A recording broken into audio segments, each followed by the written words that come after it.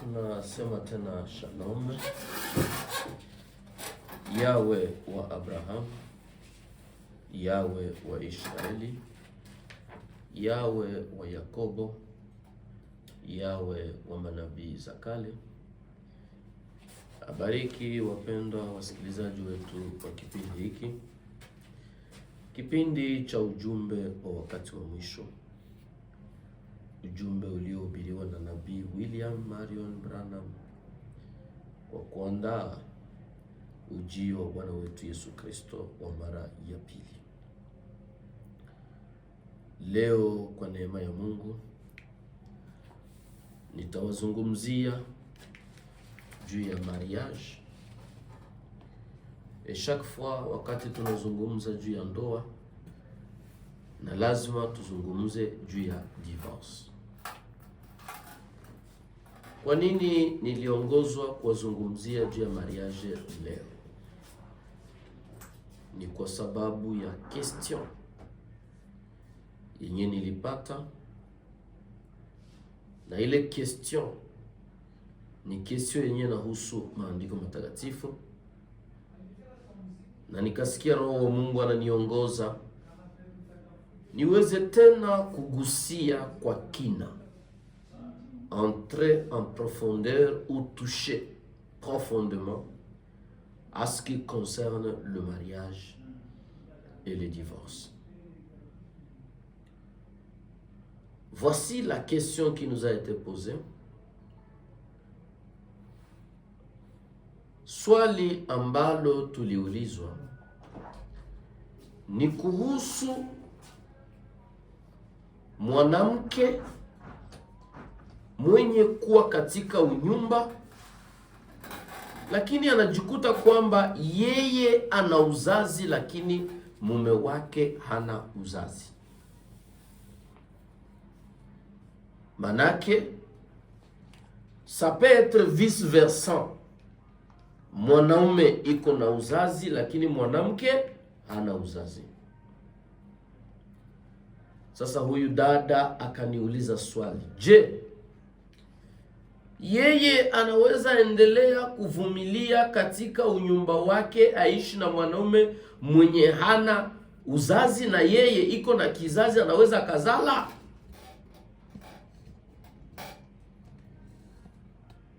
Tukasema haiko leo njo kudunia kunaanza kuwa watu ambao Mungu hakuwapa neema ya kuzala. Ni kitu ambacho kilianzia katika Biblia takatifu, na leo nitaonesha kupitia Biblia ya kwamba watu wengi wanaishi katika dhambi na wamejizuia, wamejifungia ufalme wa mbinguni kwa sababu ya marezonement. Mawazo yao walifikiria kwamba inaweza kaendana na maandiko matakatifu. Kama mwanamke anaolewa hana uzazi, manake hapate mtoto, haiko raison ya kumfukuza mubunyumba. Kama mwanamke anaolewa na mwanaume mwenye hana kizazi, manake hazali, haiko raison ya ule mwanamke kutoka mwele bunyumba aseme aende tafuta mwanaume mwingine ili apate mtoto. Haiko raison. Pourquoi? Kwa sababu Abraham hakumfukuza Sara wakati Sara alikuwa hazali. Biblia inasema kwamba mpaka Elohime alifika kwa Ibrahim ndani ya Genèse chapitre 17-18.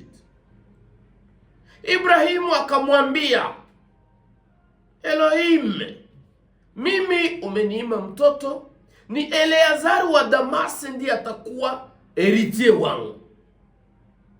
Menani njo mwenye alikuwa hazali mnyumba ya Ibrahim? C'est la femme, c'est Sarai. Mais Abraham hajawahi kufikiria kumfukuza Sara aseme juu hazali. Dans la vie de Zacharie, ambaye alikuwa ni baba yake na Jean-Baptiste Hamatubili, Yohanan Hamatubili, Elizabeth alikuwa hazali. Zakaria alikuwa na uzazi. lakini Elohim alikuwa amefunga tumbo ya Elizabeth. Zakaria hakumwacha Elizabeth kwa sababu alikuwa hajifungui. Naomba wandugu na wadada munisikilize vizuri tena kwa makini. Elkana alikuwa na mke mmoja anaitwa Penina na Anna. Biblia inasema kwamba Anna alikuwa hapati mtoto, alikuwa tumbo lake lilikuwa limefungwa na mbingu, lakini Elkana hakumwacha. Liste ni ya mrefu sana. Sasa kitu cha kushangaza ni kuona kwamba dada anaweza toka munyumba wake, anaenda kuolewa mara nyingine, kisha analeta sababu aseme siwezi kuishi bila mtoto. Ile ni kukosa revelation, na ni kukosa nouvelle naissance, na ni kukuwa païen. Na wapa écriture Romains chapitre 7 verset 1. Ignorez-vous, frères, quand je parle à des gens qui connaissent la loi, que la loi exerce son pouvoir sur l'homme aussi longtemps qu'il vit. Ainsi, une femme mariée est liée par la loi à son mari tant qu'il est vivant. Mais si le mari meurt, elle est dégagée de la loi qu'il a liée à son mari. Sababu yenye inaweza tuma mwanamke anaolewa ni moja tu, ni kama mume wake amefariki. Ndugu na dada, ekritiri haikusema ya kwamba kama ndugu hawezi kuzala, Mungu amemfunga uzazi, eti kwamba mwanamke atoke mwele mnyumba aende olewa sehemu nyingine. Biblia haikusema hivyo. Andiko inasema mwanamke anafungwa na sheria kwa mume wake muda wowote ambao mume wake atakuwa yuko viva. Mume akifariki, ndipo huyo mwanamke anafunguliwa na sheria ilikuwa namfunga kwa huyo mume, anaweza kuolewa. Verset 3. Si donc du vivant de son mari, elle devient la femme d'un autre homme, elle sera appelée adultère. Mais si le mari meurt, elle est affranchie de la loi de sorte qu'elle n'est point adultère en devenant la femme d'un autre.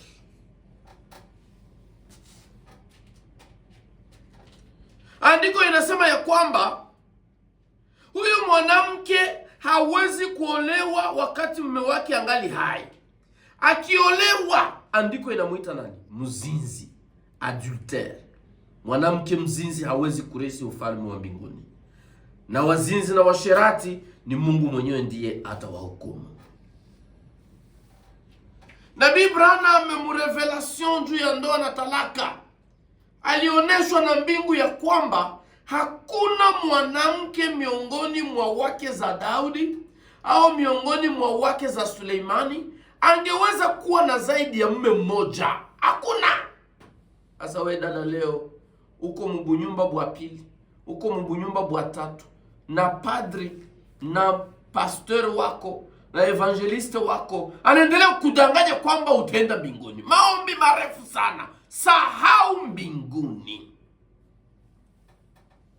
Kuna jambo moja tu la kufanya, ni toba. Na watu wengi wako wanacheza na wokovu. Wako wanafikiri kwamba Ukristo ama kuwa Mkristo ni kama vile kwenda picnic. Non! C'est la vie. C'est la vie de sacrifice de chaque jour, de chaque minute, de chaque seconde.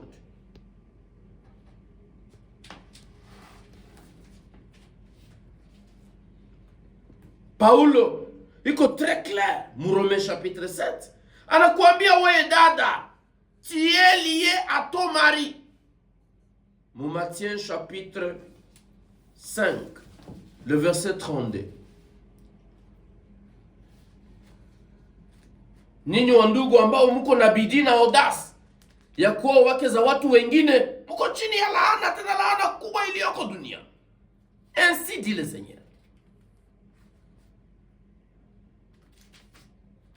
Matthieu chapitre 5.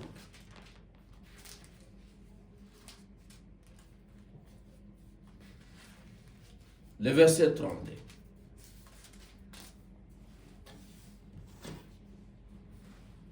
Écriture nasema. Verset 31. Il a été dit que celui qui répudie sa femme lui donne une lettre de divorce. Mais moi, je vous dis que celui qui répudie sa femme, sauf pour cause d'infidélité, l'expose à devenir adultère. Et que celui qui épouse une femme répudiée commet un adultère. Kama unafukuza mwanamke bila kosa la kimaandiko, kama vile maandiko inasema inabidi kumfukuza kwa sababu ya infidelite. Infidelite, mo infidelite kwa vitu vingi sana. Insoumission ni infidelite. Impolitesse ni infidelite. La sorcellerie, c'est l'infidélité. La magie, c'est l'infidélité. Tout ce qui est mauvais, tout ce qui est contre la parole de Dieu, c'est l'infidélité de la femme envers son mari, parce que c'est Dieu qui unit. Paulo anasema, na mwanaume mwenye ataoa mwanamke mwenye alitoka mbunyumba sehemu fulani, ataitwa nani? Adultère. Et tous les adultères sont déjà maudits par l'apôtre Paul dans 1 Corinthiens chapitre 15, chapitre 6, le verset 9.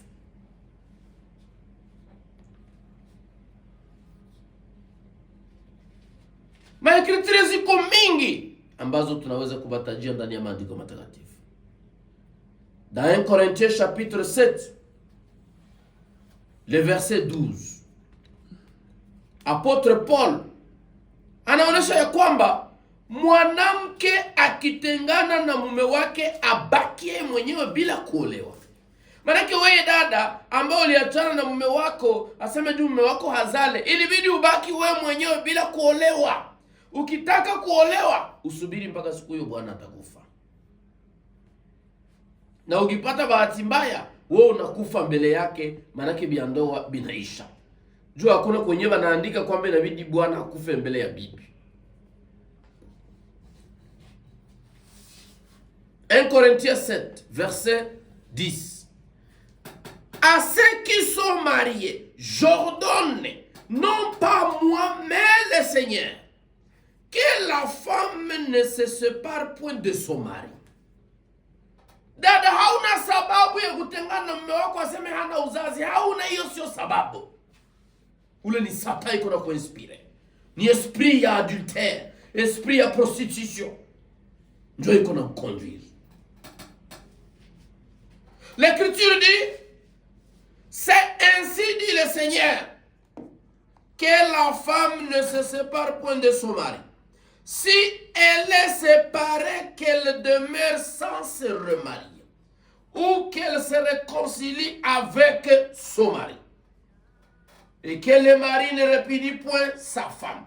Wewe mwanamke, kama unajitenga na mume wako, wewe ukitaka kuolewa tena, ujipatanishe na mume wako. Sasa kitu cha ajabu leo batu beko bapaye, en sorte que olie baombe Mungu juu Mungu ndio anafungaka uzazi na ndio anafungulaka tumbo. Mtu anajiambia, mimi sitavumilia ule mwanamke mwenye hazale. Mimi sitavumilia ule mwanaume mwenye hazale. Mais pourquoi ne pas prier? Na Elohim afanye miracle, parce que ni ule jana leo na hata milele, afungue uzazi wenu na muweze kuzala.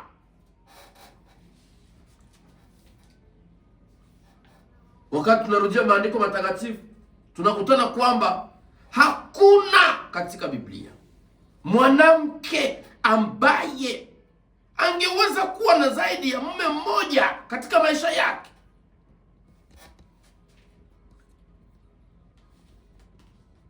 Frère Branham anasema mariage et divorce. Je vais lire ça avant de continuer.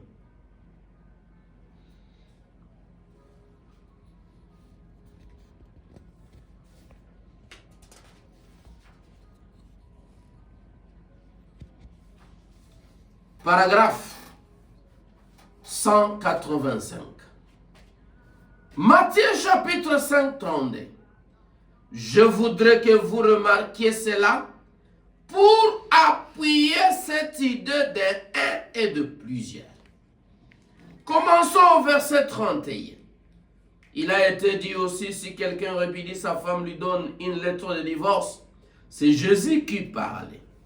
Celui qui a dit au commencement, il n'en était pas ainsi. Maintenant, faites bien attention. Mais moi, je vous dis, quiconque repudiera sa femme, si ce n'est pour cause de fornication, l'a fait commettre adultère. Vous voyez pourquoi? Parce qu'elle serait mariée. Et quiconque épouse une femme répudiée commet un adultère. Paragraphe 186.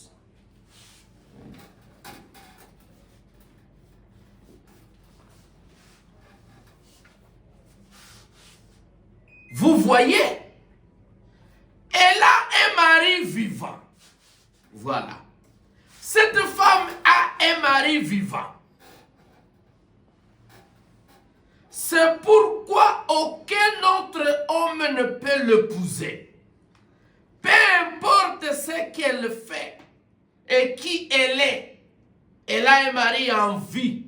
Elle n'a aucune raison de le faire. La femme n'a aucune raison de se remarier pendant que son premier mari est en vie. Hakuna sababu yoyote dada unaweza kuwa nayo ya wewe kuolewa mara ya pili. Leo mko mnatafuta sababu za kishetani juu roho ya prostitution na ya bafama adultère condamnée. Qui vous a dit que le mariage c'est les enfants? Le mariage est fondé d'abord sur l'amour. Na wakati Elohim anamfanyizia Adamu Eve, hakusema ya kwamba kwa sababu haiko vema mwanaume abaki bila watoto. No. Ekritura ilisema sio vema mwanaume abaki bila mwanamke, akae mwenyewe manake. Ndamfanyizia msaidizi. La femme elle vient dans le foyer ni juu ya kusaidia mume. Kisha batoto ni mafruit zenye Mungu analetaka, anaweza kubapa, anaweza kubaima. Mais cela n'est pas pour lui. Parce qu'il s'agit d'elle et non pas de lui. Saisissez-vous cela. Il faut suivre la continuité de la parole. Vous voyez? Nulle part il est dit que l'homme ne le peut pas. C'est elle la femme qui ne le peut pas. Vous voyez? C'est elle qui commet adultère et non pas lui. C'est exactement ce que dit la Bible. L'a fait commettre adultère. Ce n'est pas à lui l'homme qu'il est interdit de se remarier, mais à la femme. Pourquoi? L'homme est le type de Christ. Remarquez qu'il est précisé qu'il ne peut se remarier qu'avec une vierge. Donc, mwanamke banamkataza kata hawezi olewa mara ya pili, lakini mwanaume anaweza oa mara ya pili kama anaoa bikira. Il peut se marier de nouveau si c'est avec une vierge. Mais il ne peut pas se marier avec la femme de quelqu'un d'autre. Pas du tout, quel qu'il soit. S'il épouse une femme divorcée, il vit dans l'adultère. Voilà. Wote ambao wanaishi na wanawake waliotalikiwa wanaishi katika zina. Ni ainsi dit le Seigneur. C'est ce que dit la Bible.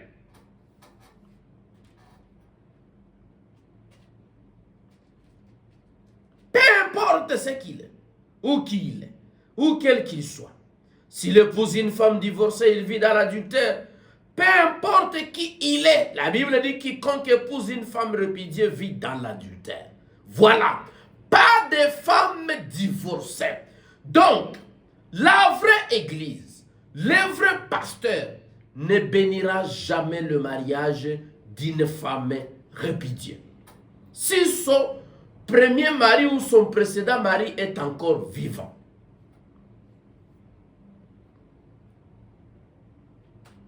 Maintenant, voyez-vous ce qui était l'original là-bas au commencement? Le remariage. Remarquez que l'homme peut se remarier, mais pas la femme. Comme David, comme Salomon, comme la continuité de la Bible tout entière. Voilà.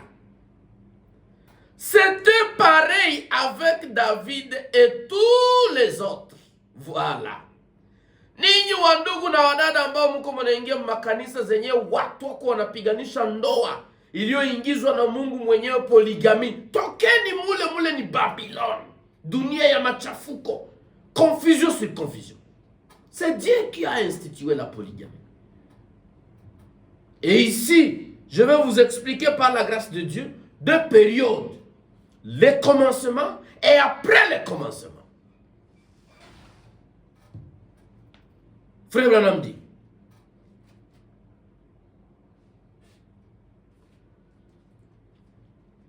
remarquez que dans 1 Corinthiens 7, 11, je vous ai lu l'écriture, et c'est là où je suis encore. Paul commande à la femme qui divorce de son mari de rester seule ou de se réconcilier avec lui, mais pas de se remarier. Elle doit rester seule ou se réconcilier avec son mari. Elle ne peut pas se remarier. Elle doit rester seule.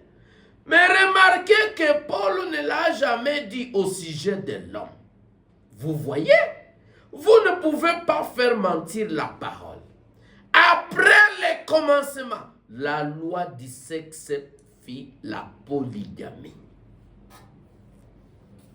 Aseme oneni ya kwamba Paulo mkitabu cha Wakorinto wa kwanza sura ya 7 mstari wa 11 anaamuru kila mwanamke anayeachana na mume wake abaki yeye mwenyewe bila kuolewa. Akitaka kuolewa ajipatanishe na huyo mume wake. Ainsi dit le Seigneur. Nabii wa Mungu anasema, lakini oneni kwamba Paulo hajawahi kusema hivyo kuhusu mwanaume. Hamwezi kufanya neno liseme uongo. Baada ya mwanzo, voilà les deux périodes que je vous avais annoncé, que je vais vous expliquer. Il y a eu le commencement et après le commencement. Pale kumwanzo, duniani kote kulikuwa tu watu wawili, Adam na Eve. Katika kila manyama Mungu aliumba, alikuwa ameumba jonzi moja moja, couple de chaque espèce. Lakini wakati mwanamke alijipermettre kwenda kujipatia banaume bawili, anaenda analala na nyoka wa zamani, banazala un bandit, mère un rebelle appelé Caïn. Njo kwenye mbingu zilishuka. Mungu akasema, kuanzia leo kifo kimeingia katika binadamu. Na huyu mwanamke mwenye alichukua banaume bawili, tena chose grave, anazala na ule ancien serpent mwenye alikuwa docteur mu science na biologie, ainsi de suite, mwenye alimfundisha jinsi ya kufanya rapport sexuel. Anaenda kwa Adam kumfundisha na Adam jinsi ya kuzala watoto. Adam naye anaanguka mpiège na njo kumtia mimba ya Abel. Watoto wawili wakazaliwa, baba mbili tofauti, mama moja. Ndio maana mu Genese Biblia inamuita Eve mama wa wote, lakini Adamu yeye haiko baba wa wote. Ekritiri anasema ya kwamba pale mwanzo kabla ya zambi, aseme mume na mke wake walikuwa uchi na walikuwa waone aibu. Imaginez-vous que Adam na Eve walikuwa wanatembea ni, mais il n'en avait point honte. Lakini wakati walitenda zambi, tena huyu ancien serpent, huyu docteur mu science na mu philosophie, alikiaka kumzungumzia Eve réellement juu ya relation sexuelle. Na leo utakutana vimama, wanawake na wadada ambao akili zao zimechanganyikiwa, banapenda kuongea mambo ya viungo vya uzazi na mambo ya relation sexuelle na wanaume ambao sio waume zao, kwenye mitandao, njiani, barabarani, na wakirafikiana. Hayo ni mapepo, ni Satan. Comment expliquer? Toi, tu es une femme mariée et il y a ton mari. Tu vas commencer la conversation des relations ou des rapports sexuels avec un ex-homme qui n'est pas ton mari. Même si c'est le pasteur, s'il commence un tel sujet, maudissez-le. Il n'en a pas le droit.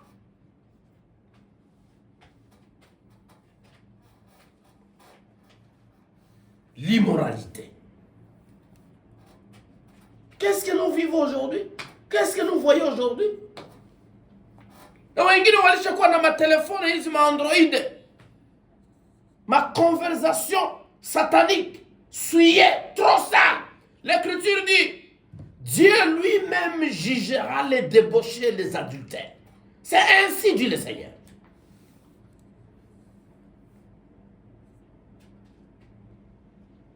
Mais la parole de Dieu marche fidèlement avec la nature de Dieu. Elle marche en continuité avec elle. Alors comment y a-t-il une école de pensée qui est allée vers l'est et une autre vers l'ouest? Vous devez revenir à la vérité pour découvrir ce que c'est. Cela a toujours été ainsi. C'est l'alliance constante de Dieu depuis le commencement. Premièrement, avant le commencement, au commencement, il y avait juste un et une. Ensuite, après le péché, après que le péché soit entré, il y a un seul homme et un groupe de femmes. Cela marche de cette manière dans la nature avec chaque animal. Et l'être humain, sa chair naturelle, est animal. Nous sommes des mammifères. Nous le savons tous. Vous voyez, c'est la nature de Dieu dans son ensemble, dans la continuité. C'est après le commencement, c'est après le péché de la femme que Dieu a institué la polygamie. Mais leo tunakuja na tuopoza tudogo, tudemo tudogo, na bibanda kila kona, Dieu contredire ainsi dit le Seigneur. Avec des chambres sales, des dons, ou des chambres sales, des soins de la prière. Où est-ce que la Bible renseigne qu'il faut avoir des chambres de prière? Ce sont des termes antibibliques qui n'existent pas dans les Saintes Écritures. Wapi kwenye andiko inasema kwamba lazima muwe na chumba cha maombi? Jésus Christ aliambia wanafunzi wake, quand vous priez, entrez dans votre chambre personnelle, individuellement, et prie votre Seigneur qui est dans le lieu secret. Et votre Seigneur qui est dans le lieu secret, il vous écoutera. Paragraphe 164. Vous voyez, après le commencement, quelque chose d'autre fut introduit. Leo, kama unaanzisha kanisa na hauelewi kitabu cha Genese, uko nafanya aventure, utaangusha watu wengi na watakufa. Inabidi kwanza urudie mu Genese, uelewe kwa nini kanisa iko, kwa nini tuko tunaenda kanisani, kwa nini tuko tunatoka jasho, kwa nini tuko ndani ya zambi, kwa nini kuko mavita na kadhalika, kwa nini tuko nateseka. Ni kwa sababu ya zambi ya Eve, na ile zambi ilikuwa zambi ya relation sexuelle. Alifanya adultère. Eve, elle a commis adultère avec le serpent ancien et avec son mari Adam. Et chose grave, aujourd'hui aussi, il y a même des hommes soi-disant hommes de Dieu. Il y a même des personnes soi-disant chrétiens qui commettent adultère avec leurs propres femmes. Kama mke wako alishatoka nje ya ndoa na wewe unamrudiliwa na unajua ukweli, wewe naona kuwa mzinzi. Ndio vile bilikuwa kwa Adam. Adam aligeuka mzinzi, akazini na mke wake. Ndio maana Yeremia chapitre 3 inasema hatuwezi kurudisha mwanamke ambaye amezini hata ikweje. Aseme hata nyumba, kanisa, kijiji na nchi vyote vitakuwa suye. Na ndio vile unakutana leo nchi yetu iko suye. C'est parce qu'il y a tant de hommes qui vivent avec des femmes adultères. C'est Satan. Ce que je veux vous dire va vous choquer. Le monde entier a été choqué. Êtes-vous fatigué? Veuillez rester tranquille encore un peu. Ensuite, quand l'alliance double de l'homme et de la femme a été faite par le sexe, c'était une alliance totalement différente. Ce n'était pas l'alliance originelle, mais une autre alliance. Qu'est-ce qui fut introduit? La polygamie partout. Après le commencement, la polygamie fut introduite aussi bien chez l'animal que chez l'homme. Après le commencement à la chute. Mwenye alifundisha jogo kwa polygamy ni nani? Ni muumbaji mwenye aliumba jogo. Kama leo wewe uko swandiza pasteur, hauelewi maandiko matakatifu, tutakubeba mubascour ya jogo uende upate enseignement.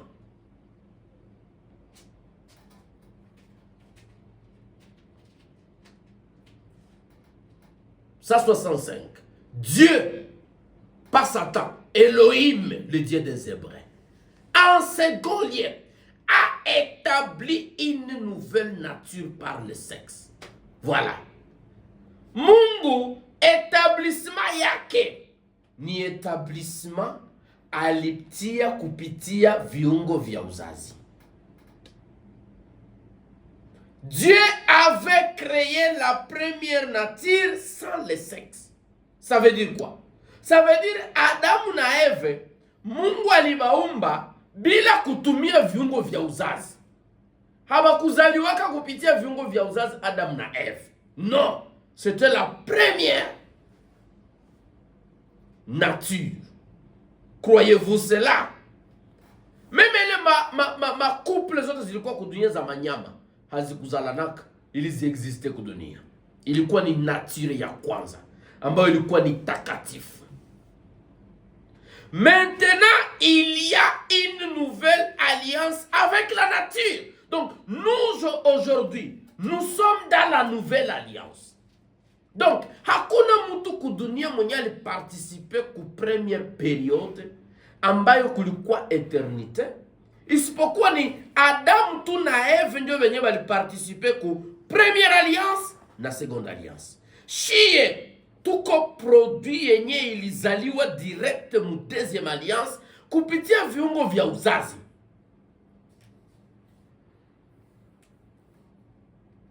Le prophète Branham explique, très inspiré, avec la révélation qui est venue du ciel. Sept anges sont venus lui ouvrir les yeux pour qu'il comprenne les Écritures.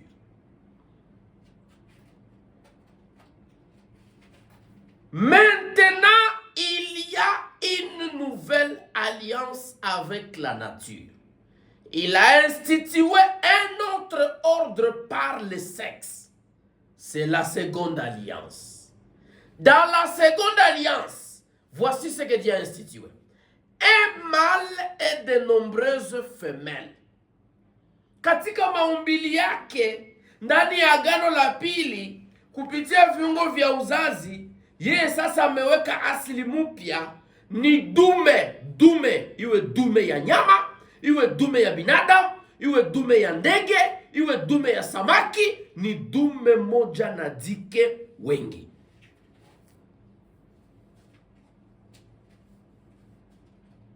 Eden est tout un harem d'Eden. N'est-ce pas vrai? Un taureau est tout un troupeau de vaches. Un coq et une cour pleine de poules. N'est-ce pas vrai? Un seul David, selon son cœur, ayant 500 femmes et 100 enfants nés de différentes femmes en une année. Et c'était un homme selon le cœur de Dieu. Vous n'êtes même pas un homme selon l'évangile de Matthieu, ni l'évangile de Paul. Mais vous voulez combattre un homme qui a été créé selon le cœur de Dieu. Un Salomon avec 1000 femmes. Mais remarquez ceci maintenant. Il n'en était pas ainsi dans la première alliance, ça veut dire au commencement.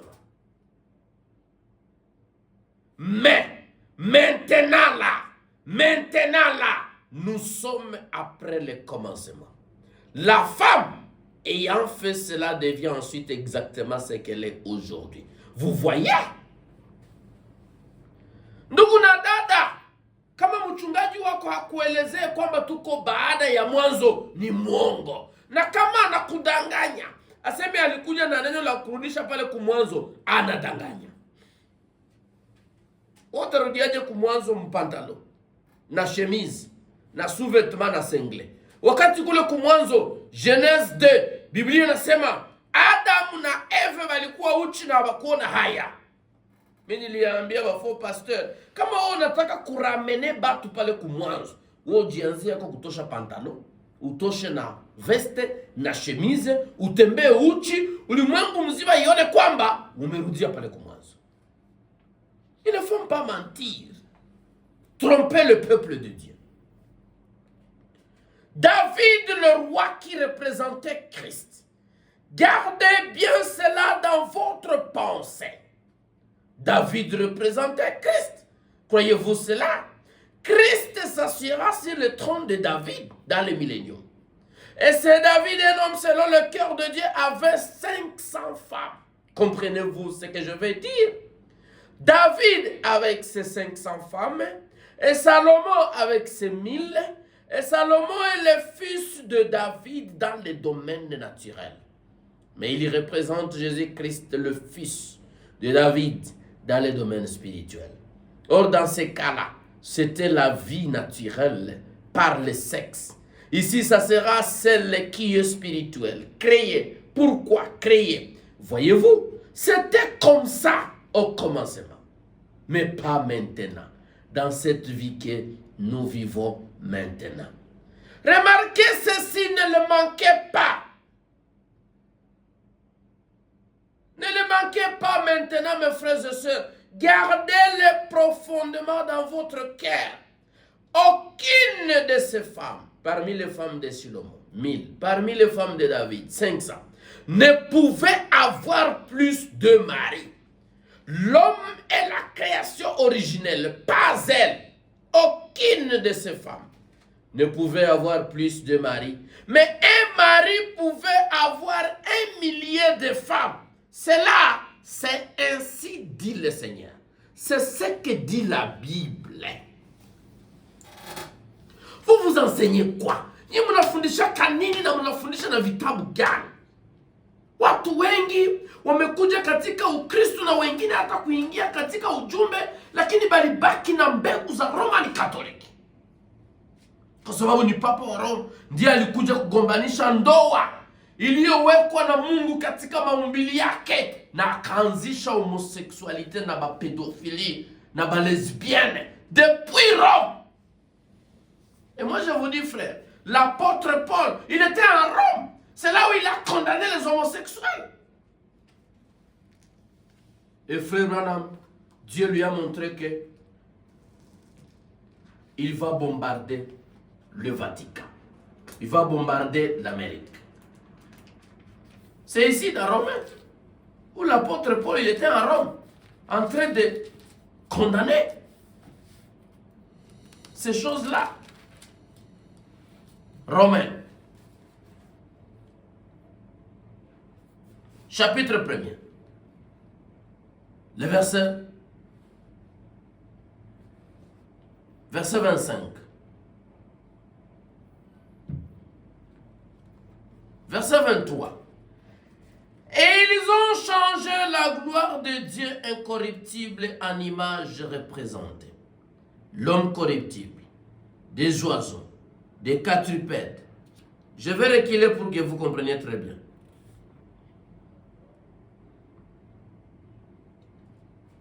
Verset verset 22.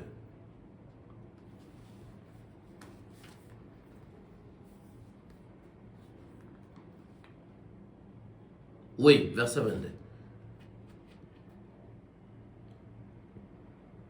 Se vantant d'être sages, ils sont devenus fous.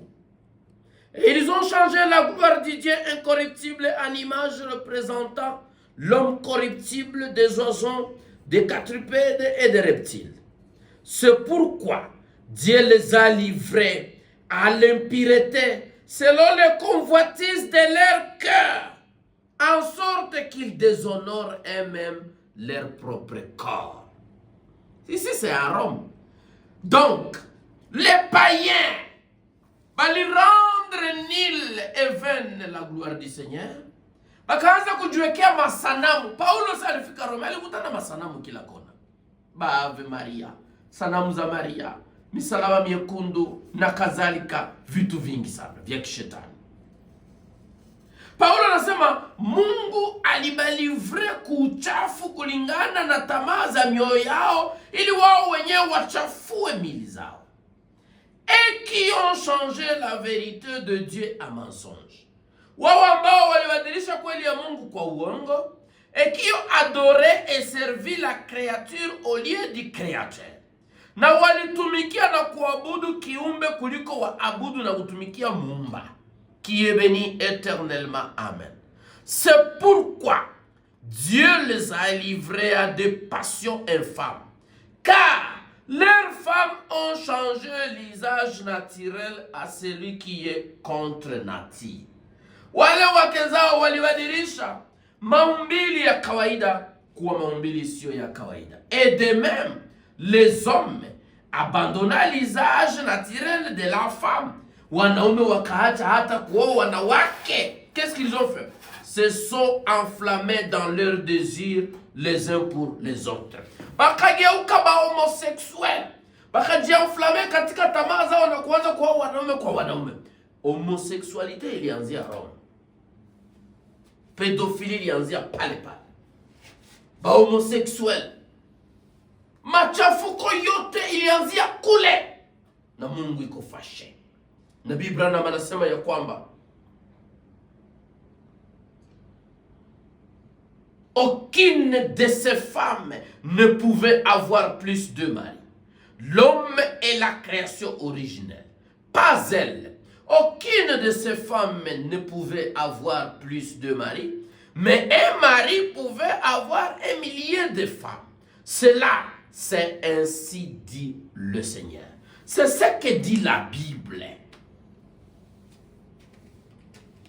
Kama ninyi msomake Biblia, mchukue maandiko ni mengi sana. 1 Samuel chapitre 1 inazungumzia, inajibu maswali mawili jioni ya leo. Inajibu juu ya poligami, kwamba Abimeleki alikuwa na wake wawili, alikuwa na Ana na Penina, na wote walikuwa wake zake. Na inajibu tena hili swali la kuonesha kwamba Abimeleki hakumwachaka Ana wakati alikuwa hazali, lakini alienda mtemple Ana akaanza kuomba na Mungu akamsaidia, akamfungua tumbo lake na akazala profete Samueli.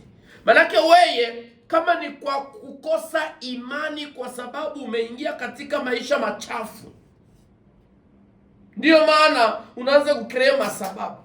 Mume wangu hana uzazi, aende atafute wenzake ambao hawana wazazi, uzazi ndio waishi wote. Wewe ni Satan uko nazungumza, sio binadamu. Wewe hauko normal, kwa sababu maandiko haiseme hivyo. Na Mungu hawezi kubadilisha neno lake kwa ajili ya tamaa zako ndogo ambazo zinakusumbua katika mwili wako. Hawezi.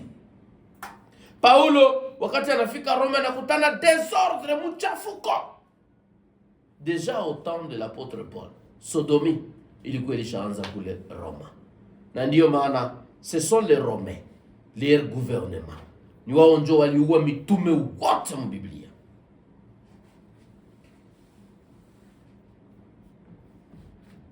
Tutafungua simu zetu ili tuweze kujibu maswali. Msiseme ya kwamba hatukubapa minute. Tunabakia na 15 minutes. Numero yetu ni 081 18 49 899.